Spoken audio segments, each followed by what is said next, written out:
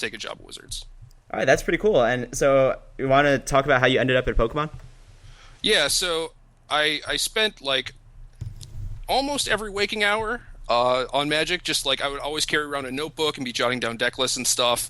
And since I started working for Wizards, I knew that I was going to need to like basically replace that with something. So I was looking for alternatives, and Pokemon was just like a pretty clean transition to the point where like now I have notebooks with like EV spreads and move sets and all that stuff. So it's just something to occupy my time, and I really enjoy it. And like I played when I was a kid and stuff, so it was like pretty familiar. And I don't know, I just like never had time to really get into VGC before. But now, since I have a lot of free time, I was just like, yeah, I definitely want to do this, and started playing in some regionals and stuff.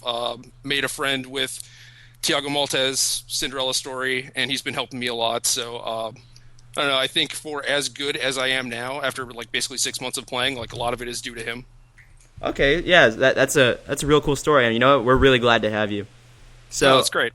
So your first couple of months of Pokemon. So what are your first impressions of this metagame?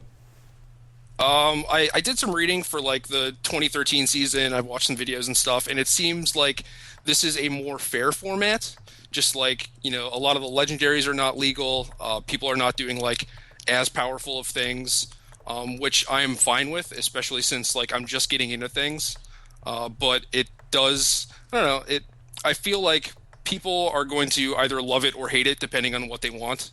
And for me right now, I like it a lot. It seems like there are a lot of things that are viable and a lot of like unexplored stuff. Like it's not surprising to me that like, every week or a couple weeks or whatever, like you see some team or team idea and you're just like, oh, like why haven't people done this before? Just like Tony Chung's team from Washington Regionals, for example, with like Mega Gengar, Raichu being like half of a Perish Song team, like that sort of stuff. So it's pretty interesting, and I like it. Yeah, Tony Chung's team, Chinese dude, very very cool team. So real quick, and I'm sure that we can go deep into thought of this, but what are some of the similarities that you see between Magic and BGC? I think a lot of it just has to do with decision making, and like the fact that I come from Magic, it's pretty easy for me to weigh like risk reward and play to my outs and stuff like that. Whereas I feel like people that have not had those concepts explicitly explained to them might struggle a bit, and like they might not even know it, because it's just like until you have people explain to you like what playing to your outs is, you might not even grasp that concept. Yeah. So I feel like a lot of the just like foundations for strategic thinking translates well. It's just like how Magic players tend to be good at poker and vice versa, and I just think like those skills in most games translate to each other. So Pokemon is certainly different from Magic. Like this is definitely not like a TCG. This is a completely new thing for me, and I've like struggled in some aspects. Like for example, in Magic I was always known as a deck builder. Like I was the dude that was tuning like the last 5 cards in a deck to turn it from like good to great. Whereas in Pokemon, I've struggled with like team building, which has been surprising to me. So it's interesting, very different, and I've been having a ton of fun. Yeah, well, I can definitely see how you might be having some trouble with team building. Some people say that team building this year is a little bit more difficult. So I think I think a lot of players are kind of with you on that front. And well, that is good to hear, I guess. But yeah, so let's talk about the team that you used at Madison, which I believe was your first event ever. Is that correct? No, that's not correct. I've played in 3 regionals so far. Oh, okay. Well, let's talk about the most recent one. So, Okay. So your team was Kangaskhan, presumably Mega, Azumarill, Amoonguss, Rotom Heat, Talonflame, and Garchomp. So, do you want to talk about that team a little bit? Yeah, sure. So I played a very similar team in the Seattle regionals the week before, and I bubbled both tournaments at 6-2. So that's fine. Like it's more than I expected or whatever. But this is basically Tiago's shell. Like he was working on basically the same team, and I think like the Talonflame slot has been the only thing that I've had different than him. And like some of our move sets are a little different or whatever. But yeah, it's basically just like Mega Kangaskhan is obviously a huge powerhouse, and then What I tend to do more so than Tiago is lead with Kangaskhan Azumarill, assuming that they don't have a lot of bad matchups for Azumarill. Use Kangaskhan to fake out, have Azumarill set up Belly Drum, and then on turn 2 you can either protect with Azumarill and power up punch, because like after you Belly Drum, a lot of people just immediately go after Azumarill. They don't expect you to protect. They expect you to like start aqua jetting stuff. So at that point, after you have a Belly Drum guy and a Mega Kang at +2, you have 2 different threats in play that both have priority moves. So it can, I don't know, it just like puts them in a really bad place right from the beginning.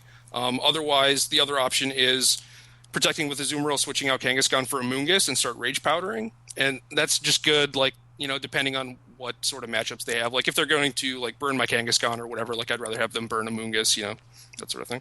Yeah, it seems like a very high-pressure team. So it's something that is fairly meta, but you know what? I really like what your thoughts between, like, the Kangaskhan, Azumarill, and I think with that sort of thinking, you're going to do just fine in VGC, trust me. Yeah, I mean, so far it's worked out pretty well. Like, I can very easily identify, like, why I lost when I lost. So, like, coming from Magic, like, this is not the sort of, like, thing that I would do in Magic. This is, like, very, very aggressive and very specific. It is not... It's not like, the teams that Ray builds, for example, which are pretty defensive and have a lot of options. Like, I generally just go with, like, the same option in, like, 60 to 80% of my matches. But I don't know, like, it's been working for me, and like I said, I've been struggling with team building. So, like, if you hand me a team, I think I can play it pretty well, which I have done with this. But as far as, like, coming up with my own teams or, like, trying new things or whatever, like, that's pretty tough. So, all right, cool. And lastly, before we start an exhibition battle, and I see, and I'm a little bit. I don't regret you telling me things because obviously I like information, but yeah. So where did I'm all scrambled up? Excuse me. So where do you see the VGC scene going from here? Like, relative to Magic, like how does TPCI handle us? How does Nugget Bridge go from here? What do you see this game becoming? I see a lot of similarities to Magic, where in the early days of Magic, there were not that many big tournaments, and as time has gone on and more independent people have started running, like, their own tournament series, their own circuits, then it's basically at a point where, like, if you want to play in a big Magic tournament, you can do it every week, but you don't have that luxury with Pokemon or VGC. So I hope that over the course of time, like, people will start stepping up and running their own tournaments, because I would love to be able to play this every week, rather than just, like, grinding on Battle Spot. But yeah, I mean, I think that is just a thing that is going to take time. Like, Nugget Bridge is doing a pretty good job of that, just, like, streaming the regionals and, having their online tournaments and stuff. But I don't know. It's kind of tough too, because, like, VGC does not have a way for, like, tournament organizers to make money. Like, Magic always has, like, the people who are buying and selling cards and they make money that way, but VGC just doesn't have that. They don't really have entry fees. So I don't know. It's going to be tough, but I hope someone figures it out. All right. Well, thanks for your thoughts. And is there anything you want to say before we begin our exhibition set? No. That's it. I'm good. All right. Cool. All right. So with our last battle, Colin actually opted to stay on the line, and then we could, like, kind of interact during. You can do that, or you can step off the line, just for the privacy, and I'll commentate the battle from my end, or you can stay on the line. Your call. What do you prefer? Whatever you want to do. I'm fine staying on the line. All right. Yeah, let's do that. It worked pretty well in the last battle, so why break a good thing? Sure. So I will send you my friend code over Skype, and cool. You send me yours, and then we should be good to go. Yeah, I think I already sent you mine, right? Was it sent on Twitter? No. I'll resend it. Yeah, thank you. Yeah, we're just gonna do a standard best of 3. Nothing crazy. Sure. All right, awesome. Thank you. Yeah, one of the things about this team that I've been kind of worried about is how it would perform in best of 3. Just because it seems like once they know what's going on, then they'll be able to react, like, pretty easily. But because this is pretty straightforward, Yeah, well, straightforward is not necessarily a bad thing, though. Well, it's transparent, Yeah. And like I said, Tiago plays things a little differently than me. Like, he is more willing to have different leads and stuff. But All right, cool. So just registered, so I will see you in game pretty soon here. all right, sounds good.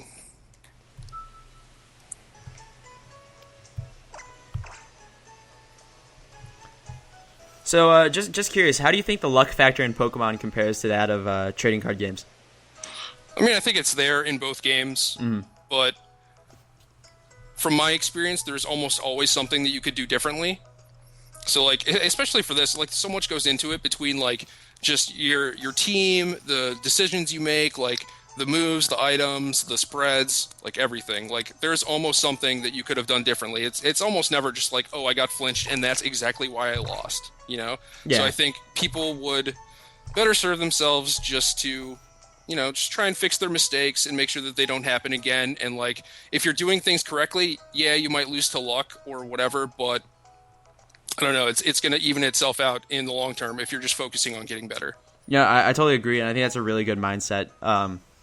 What you're talking about is other players refer to it as risk management. You know, making sure that if luck does happen, that it's not as impactful. And right. I think it's you've already got all the concepts down. I've got nothing to teach you. All right, so since I know your team, it's fair to tell you my team. I got a Chandelure, Scissor, Salamence, Tyranitar. You can guess which one's the Mega here. Scrafty and Rotom Wash. Yeah. So yeah. Oh man, I just realized that, like, I got almost all these guys from Tiago, and they all have stupid nicknames. So I apologize for that. Well, we can go beat up Tiago after this. So it's his fault. Freaking Tiago.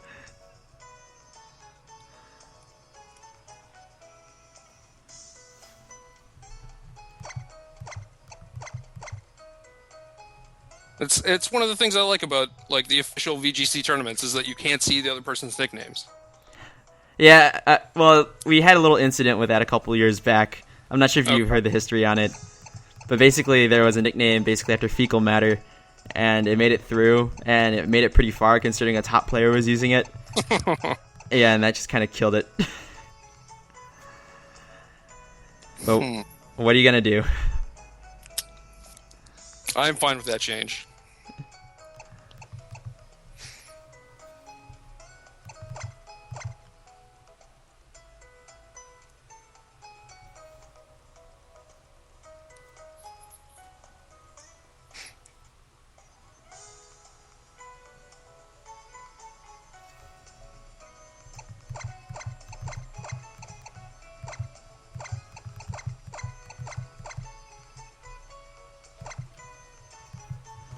All right, good luck, Gerry.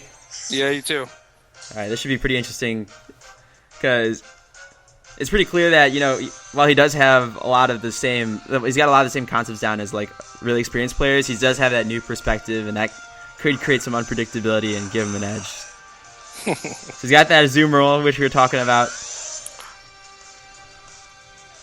And both these Pokemon which threaten Azumarill, Kangaskhan to various degrees.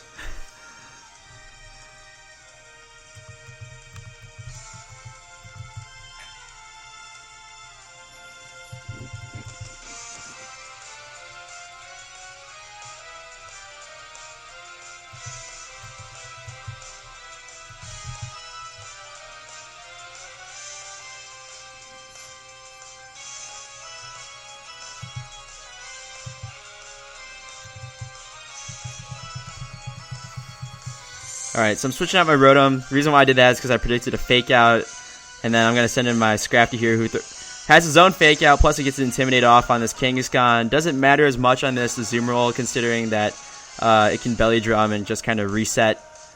He goes for the Mega Evolution as predicted. I mean, like, what Kangaskhan won't go for the Mega Evolution unless it's with another Mega?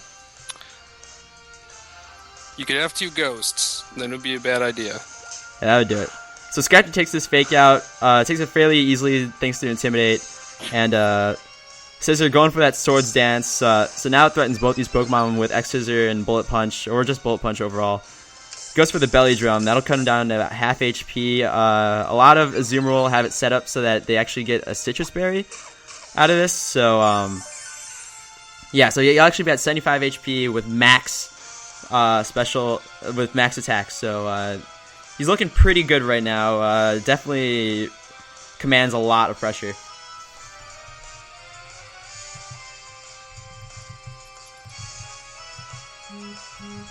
Oh my god, that nickname on the Kangaskhan.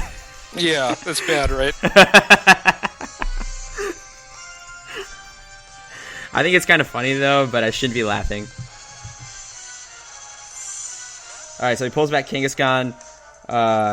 Good prediction. He's gonna get that Amoonguss out there. Goes for Protect on a Zoom Roll. I sent a fake out towards Kangaskhan since I thought I was putting out enough pressure. And I catch it with a fake out X Scissor combo. And then we see the Rocky helmet here, so it might be X-Spore. Hope not. No, it's not. Okay. So, decent damage on that play. His Amoonguss down in critical. No Black Sludge shown because of the Rocky helmet. So, you gotta be really careful with how this turn gets handled, because that Azumarill is gonna cause problems.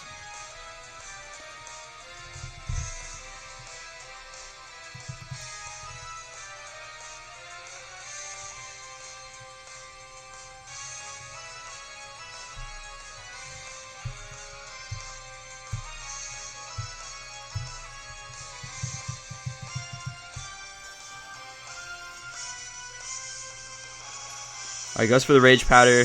That'll redirect moves towards his Amoonguss, who will take this Bullet Punch, probably for a KO, and which will also give me some Rocky Helmet damage, which may be important in this battle, so keep an eye on that.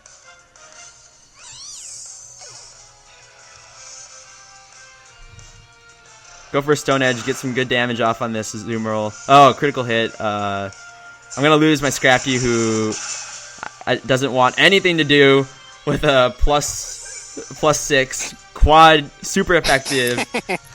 I think it's enough to KO, yeah. Yeah, I think you got enough Just damage barely. there.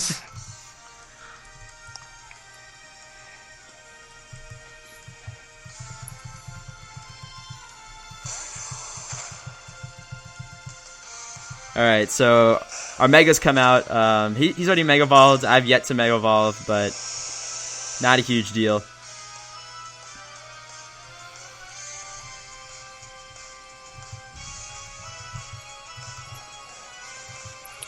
Getting harassed by my dog. The dog fights for me now. Yep, apparently. Oh, she never fought for me. It was fun.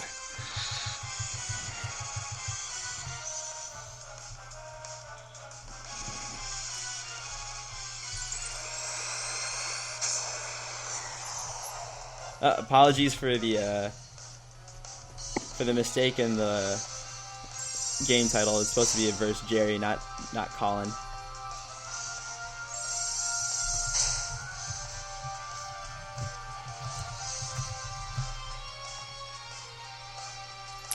Was very close to power up punching my own guy. That would have been a really cool play. Benji the Great actually did that at one of the regionals, so it's definitely one of the more interesting plays you can make.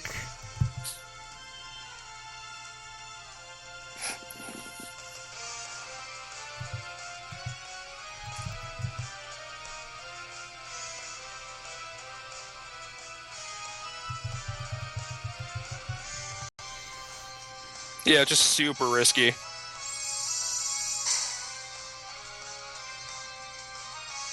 Okay, so stays alive, picks up a power-up punch. Good play on your part. So now I'm staring at a +2 Kangaskhan. Gets critical hit, doesn't really matter on that.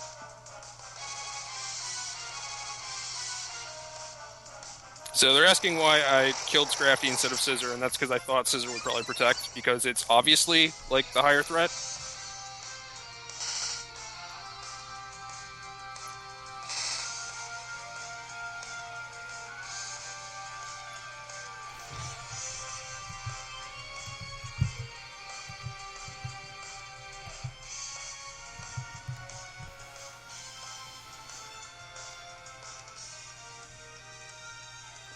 So now we just got a bunch of Pokemon that are just boosted up right now. Yeah, My own Tyranitar at +1. My Scissor at +2. His Kangaskhan at +2. His Azumarill at +6. I mean, Jesus, have you seen so many boosts in one match before?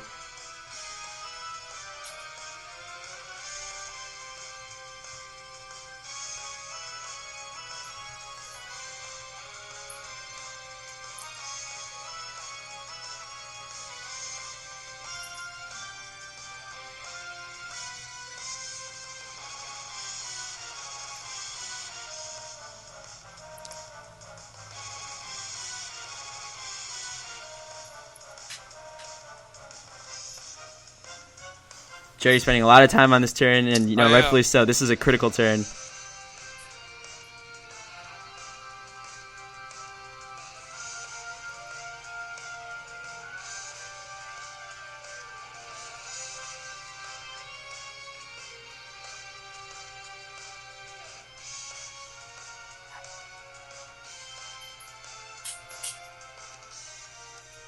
About to time out with 1.5 minutes.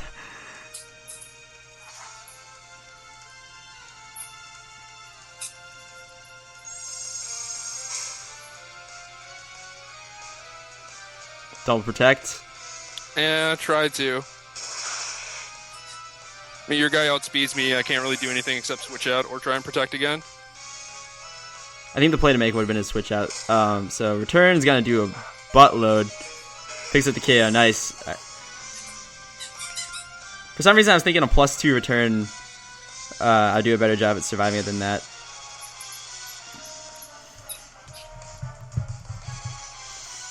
Alright, so now we're down to our last two Pokemon. Him with an advantage.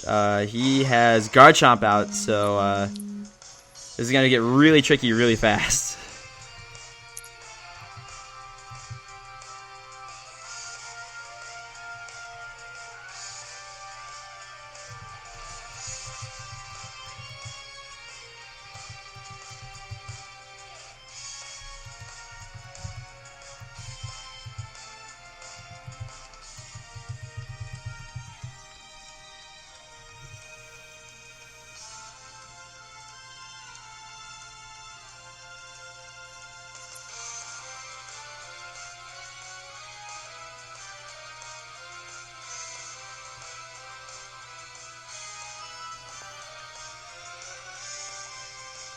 Yeah, so Gerry with a huge advantage. Both of his Pokemon faster than my own Rotom.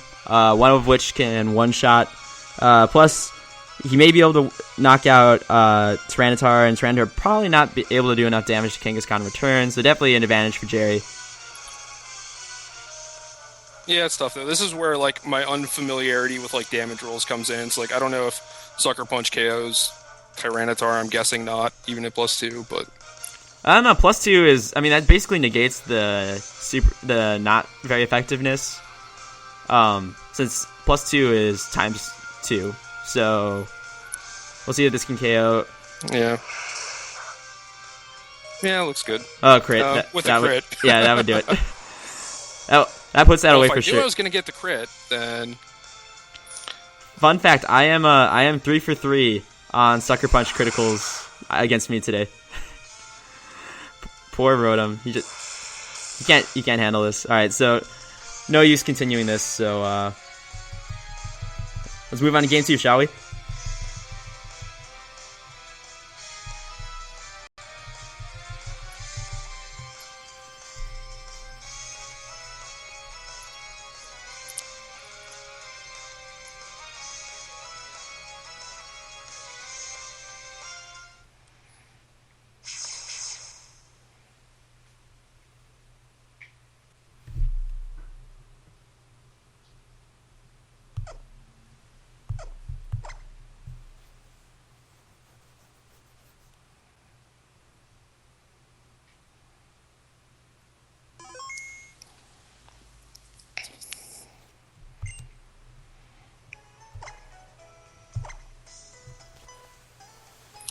Alright, so round 2. And now it's just saying that Sucker Punch would have KO'd Scissor?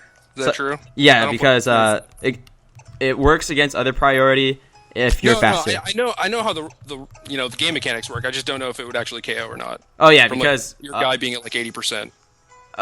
Yeah, I mean it's neutral and Kangaskhan's pretty ridiculous. Like borderline broken, according to some people. So you can kind of see where those sentiments might come in, and like it really would one shots like everything at +2. Okay, well, yeah, in that case, my turn was pretty easy, but again, I have not played against many scissors, so. Yeah, no, that's totally fine, totally legit.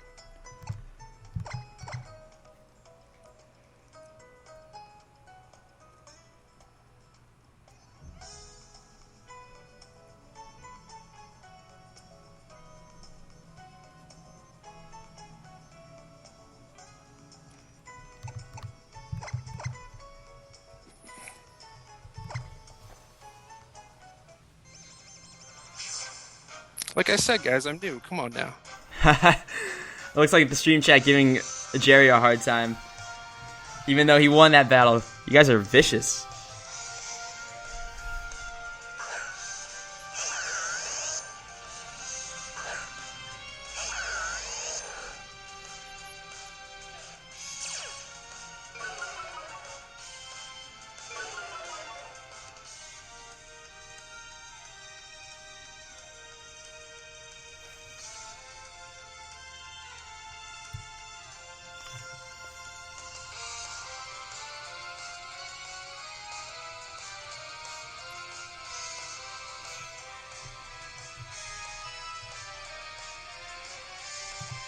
Best of threes are always really fun because like you remember what the guy did last time, and you're like, oh, yeah. Is he gonna do the same? Yeah.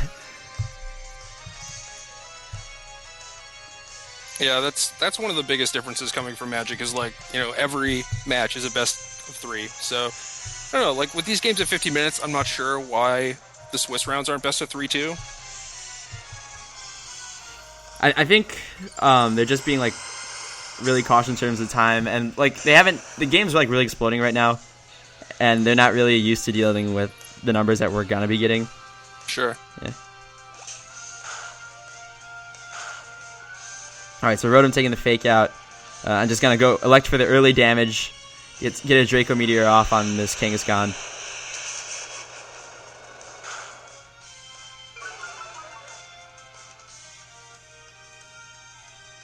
Hidden Power Ice. Okay, that'll take out Salamence most likely.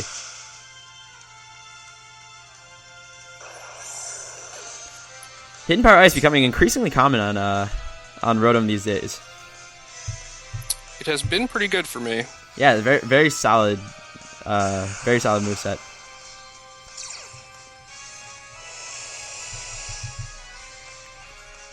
Inash, also known as Human, used that at the Wisconsin Regionals. Is super good.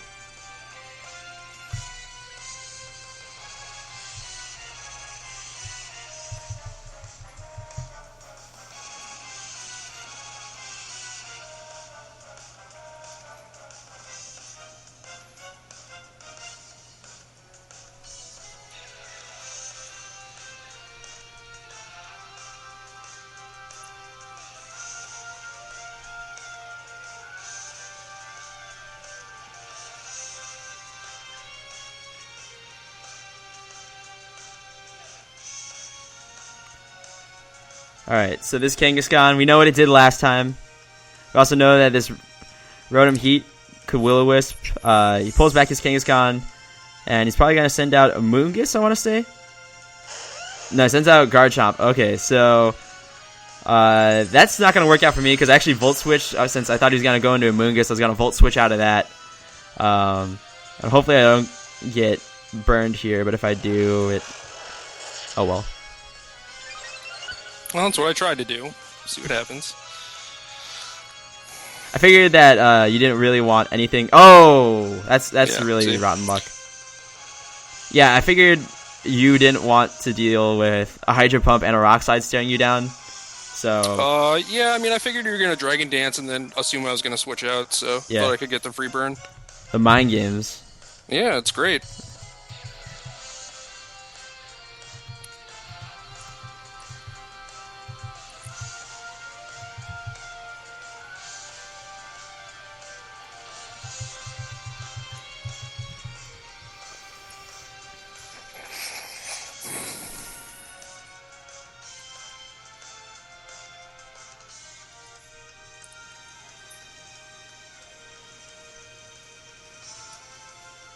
Like my spot better when I had a guy +2 and +6. Yeah, definitely. But now it's like, I gotta think about what's he gonna do.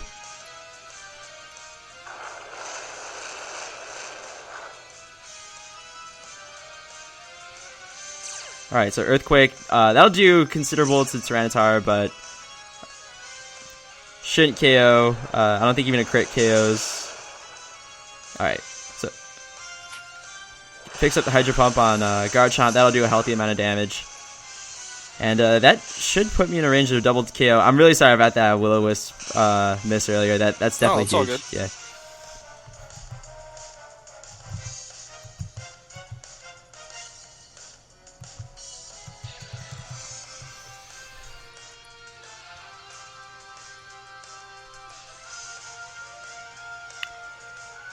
Our very own Makoto Masaka, also known as Sapphire Birch, with the shout out to Gerry, saying I can see a great VGC career ahead of him, and I totally agree. So Rock Slide should pick up the KO at +1. Oh wow. Yeah.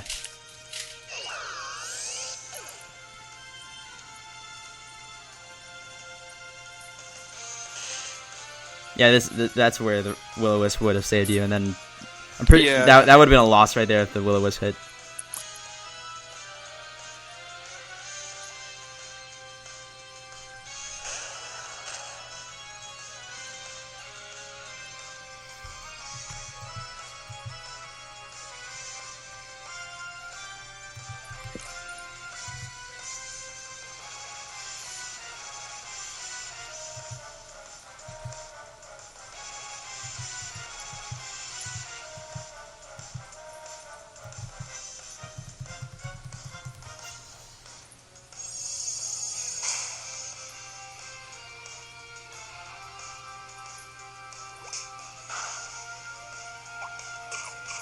Alright, so Fake Out activating my Citrus Berry. I'm just playing it safe, making sure that my Tyranitar doesn't get bopped.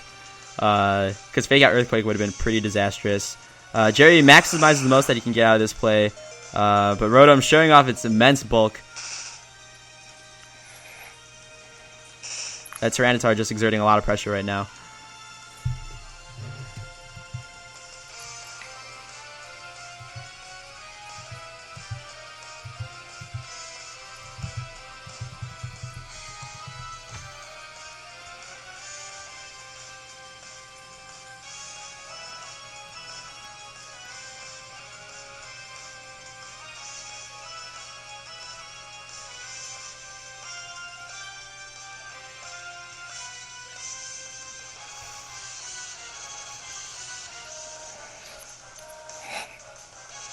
I really need to find like a good fighting type, because with all the Bisharp and Kangaskhan running around right now, it seems like such a good meta call.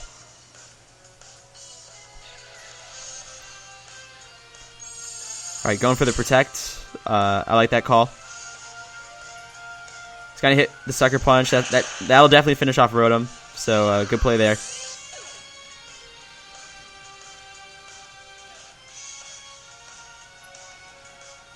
Alright, Rock Slide should pick up the KO here on Kangaskhan.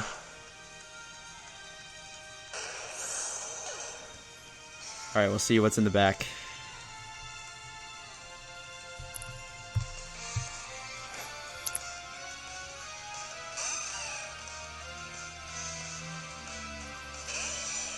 Alright, so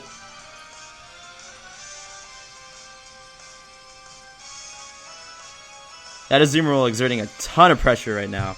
Gotta be careful that it doesn't KO me with Aqua Jet, because that would basically spell the end.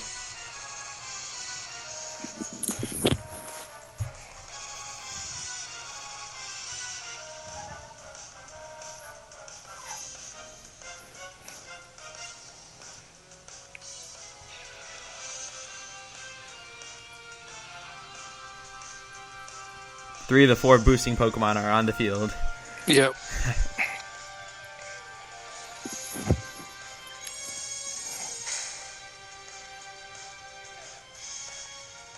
Oh no.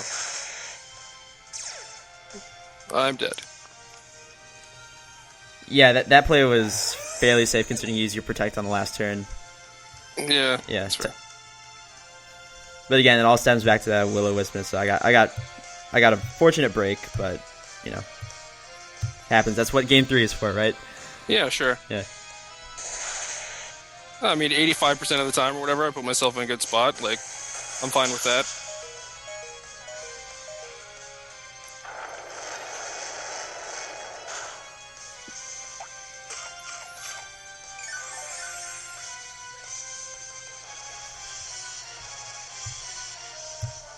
Basically, just want to see how much that Aqua Jet would do. Yeah, that was a even unboosted. You know, you got to respect that. Yeah, I didn't think it would KO. So, all right, Game 3.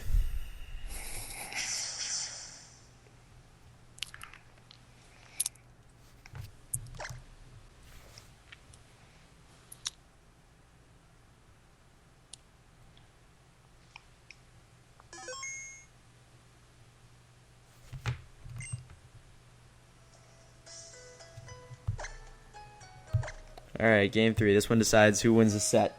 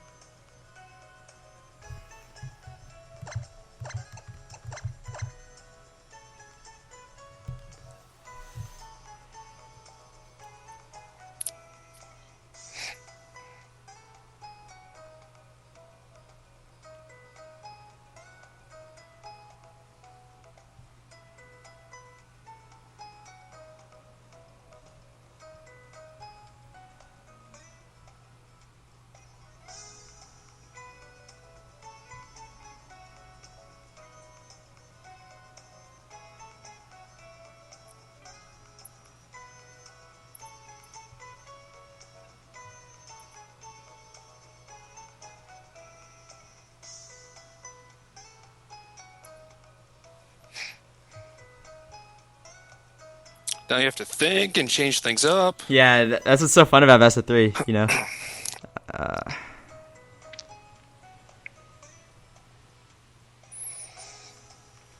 Yeah, like I said, I wish they had this all the time. It just like adds a whole new like layer to the game, and there's so many times, especially me being new, where it's just like, well, now that I know what's going on, like if I just had 2 more games, I could probably beat this guy. But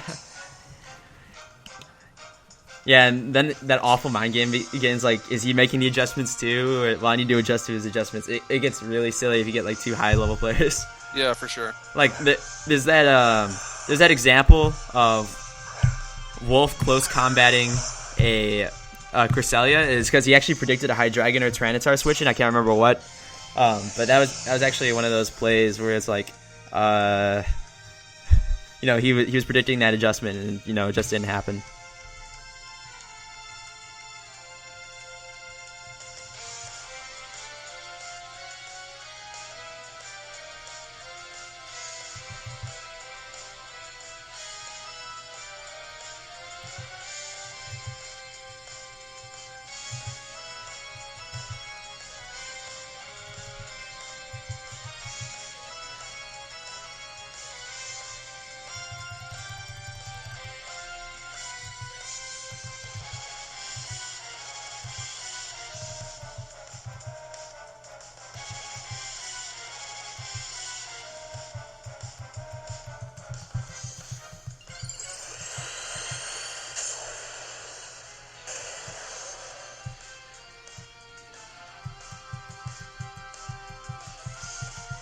So the Mega is coming out turn 1. Really no reason not to, considering there's no like weather inducer on his side of the field, so I might as well just boost my base stats up.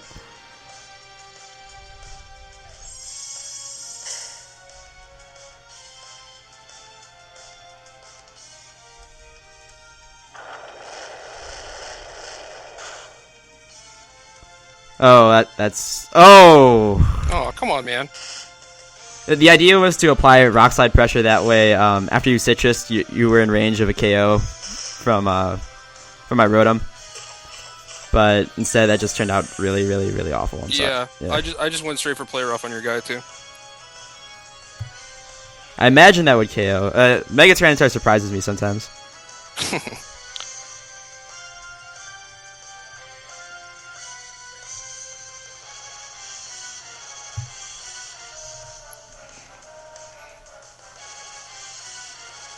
game is all luck. Some days it is. My last set, I switched in a scissor into 2 dragon moves, and both of them crit. I was like, oh no. So much for that play. Yeah, but it's like you did the right thing. Yeah, I mean, like your play was good. Yeah, and these are just exhibitions anyway, so it's like. Well, no, I know. Yeah, you just gotta take it as it comes, you know.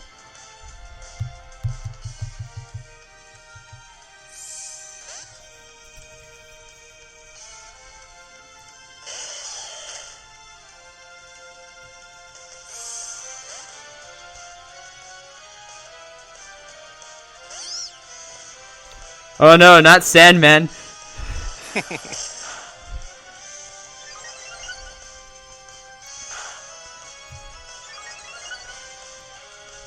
Alright.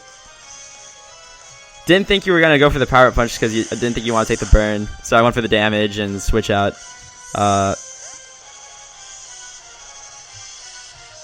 So there's that play, but I brought this guy along just in case.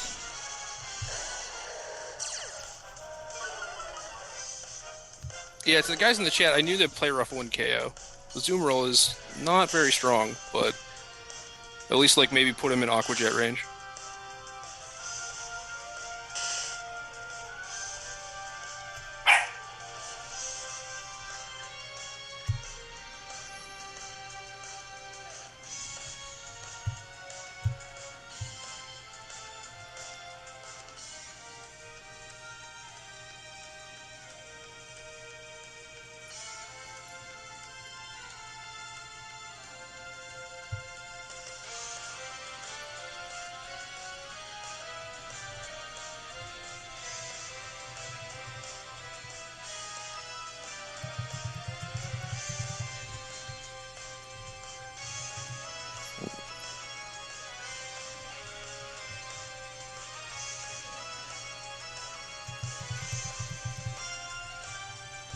This is dicey.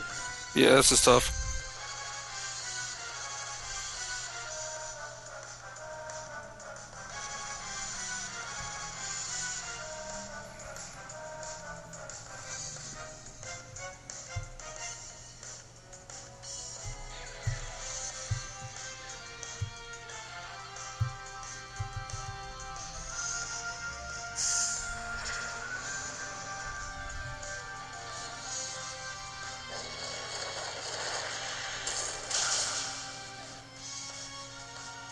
Oh my god.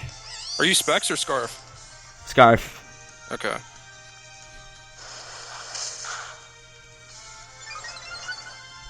Yeah, I went for the X Scissor, and I put it towards your Kangaskhan in case your Amoonguss Rage Powdered, but instead now that's going to happen, which is really lame. Oh.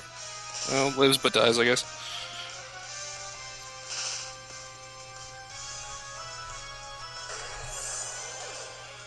Yeah, I thought that thing would live both attacks, or like die after both attacks, and then start sucker punching your stuff. But. You were correct on that one. I think it would have took the Fire Blast and the X Scissor. It may have lived after that, and then Sand might have killed it.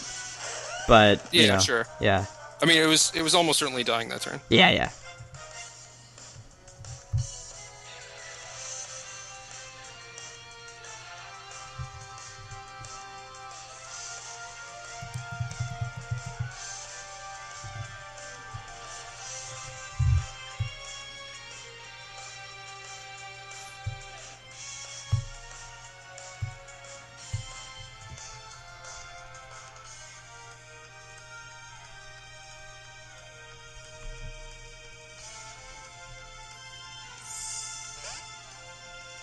I don't think I can win once that Mence comes back in.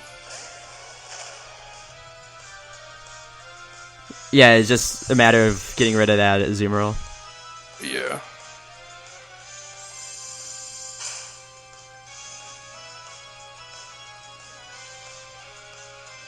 That's one thing that's so awkward about Earthquake is you got to make sure like your partner doesn't get messed up by it.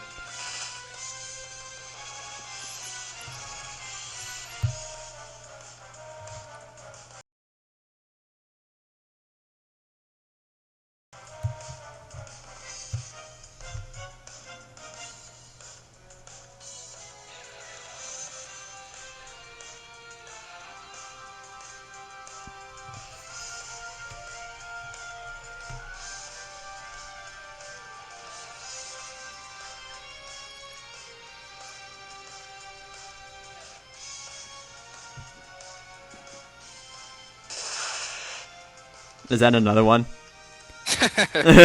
Jesus. What is with this RNG today?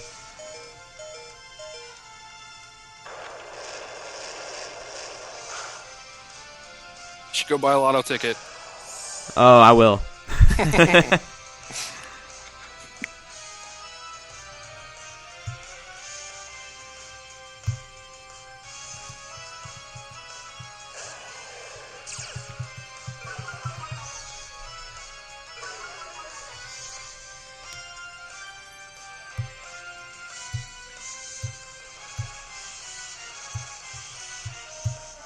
Priority Wars. Priority is so good in this game. Yeah. I mean, I think you just have me completely pinned. Well, there's a 10% out for you in that. Sure, yeah. Yeah, Draco Meteor. And given what's happened in this battle, I wouldn't rule it out. I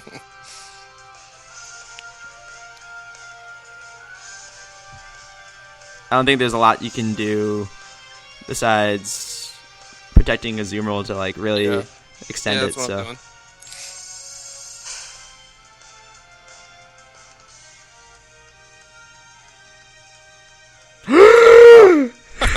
What a nice game we're playing.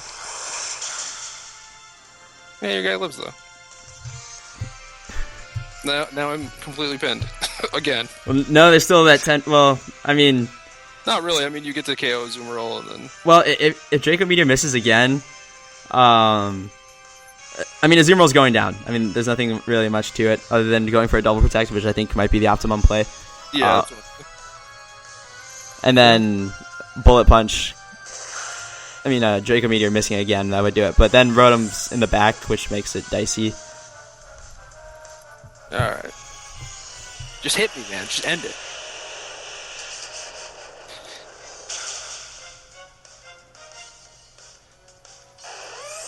Yeah, Gerry, let's definitely... At least. What was that? Made it interesting, at least. Oh, definitely very interesting. And you know what? Like, there wasn't a play in there where I thought every move was, like, reasonable to good, you know what I'm saying? So, and I think the RNG kind of decided that set. So, definitely, we got to have some more practice battles sometime soon. Sure, I'm in. Yeah, awesome. So, all right, everyone, just recap. That's Gerry Thompson, Magic player extraordinaire and budding VGC players. Anything you want to say to the stream before we sign out for the night? No, I'm all right. All right, I'll see everyone at Nationals if people want to know that. All right, good stuff. Gerry, thanks for coming on. Always a pleasure talking to you. Yeah, thanks, Matt. All right, thanks. And for everyone else back home, thanks for tuning in tonight. We will be back next Thursday. Not the Thursday after because I'm actually down in Florida that week. But we're looking to queue up some more interviews with some high-level players.